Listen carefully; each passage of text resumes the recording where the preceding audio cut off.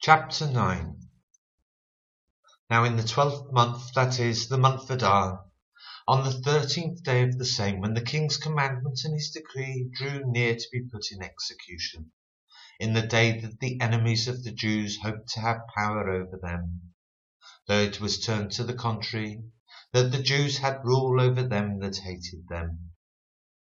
The Jews gathered themselves together in their cities throughout all the provinces of the king Ahasuerus, to lay hand on such as sought their hurt.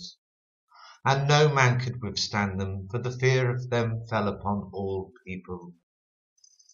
And all the rulers of the provinces, and the lieutenants, and the deputies, and the officers of the king helped the Jews, because the fear of Mordecai fell upon them.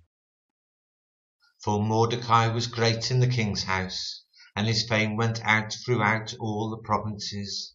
For this man Mordecai waxed greater and greater. Thus the Jews smote all their enemies with the stroke of the sword, and slaughter and destruction, and did what they would unto those that hated them. And in Shushan the palace the Jews slew and destroyed 500 men. And Parshandatha, and Dalphon, and Aspatha, and Poratha, and Adalia, and Aridatha, and Parmashta, and Arisai, and Aridai, and Varjezatha. The 10 sons of Haman, the son of Hammedatha, the enemy of the Jews, slew they, but on the spoil laid they not their hand. On that day the number of those that were slain in Shushan the palace was brought before the king.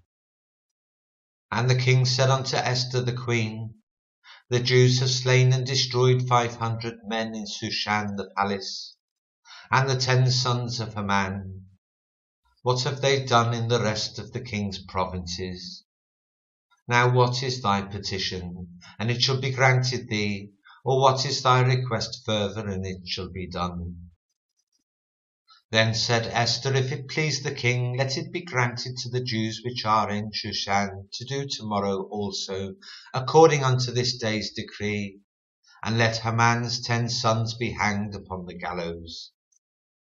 And the king commanded it so to be done, and the decree was given at Shushan, and they hanged Haman's 10 sons. For the Jews that were in Shushan gathered themselves together on the 14th day also of the month Adar, and slew 300 men at Shushan, but on the prey they laid not their hand. But the other Jews that were in the king's provinces gathered themselves together, and stood for their lives, and had rest from their enemies, and slew of their foes 75,000. But they laid not their hands on the prey. On the 13th day of the month Adar, and on the 14th day of the same rested they, and made it a day of feasting and gladness.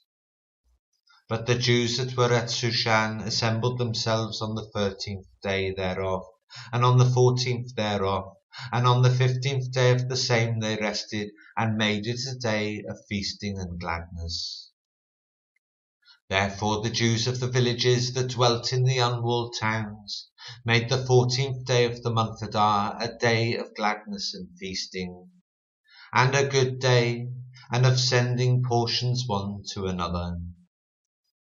And Mordecai wrote these things, and sent letters unto all the Jews that were in all the provinces of the king Ahasuerus, both nigh and far, to establish this among them, that they should keep the 14th day of the month Adar, and the 15th day of the same yearly, as the days wherein the Jews rested from their enemies, and the month which was turned unto them from sorrow to joy, and from mourning into a good day, that they should make them days of feasting and joy, and of sending portions one to another, and gifts to the poor. And the Jews undertook to do as they had begun, and as Mordecai had written unto them. because Haman, the son of Hammedatha the Agagite, the enemy of all the Jews, had devised against the Jews to destroy them, and had cast Pur, that is, the lot, to consume them and to destroy them. But when Esther came before the king, he commanded by letters that his wicked device which he devised against the Jews should return upon his own head, and that he and his sons should be hanged on the gallows. Wherefore they called these days Purim, after the name of Pur. Therefore all the words of this letter, and of that which they had seen concerning this matter, and which had come unto them, the Jews ordained and took upon them, and upon their seed, and upon all such as joined themselves unto them, so as it should not fail, that they would keep these 2 days according to their writing, and according to their appointed time every year. And that these days should be remembered and kept throughout every generation, every family, every province, and every city. And that these days of Purim should not fail from among the Jews, nor the memorial of them perish from their seed. Then Esther the queen, the daughter of Abihail, and Mordecai the Jew, wrote with all authority to confirm this second letter of Purim. And he sent the letters unto all the Jews, to the 127 provinces of the kingdom of Ahasuerus, with words of peace and truth, to confirm these days of Purim in their times appointed, according as Mordecai the Jew and Esther the queen had enjoined them, and as they had decreed for themselves and for their seed, the matters of the fastings and their cry. And the decree of Esther confirmed these matters of Purim, and it was written in the book.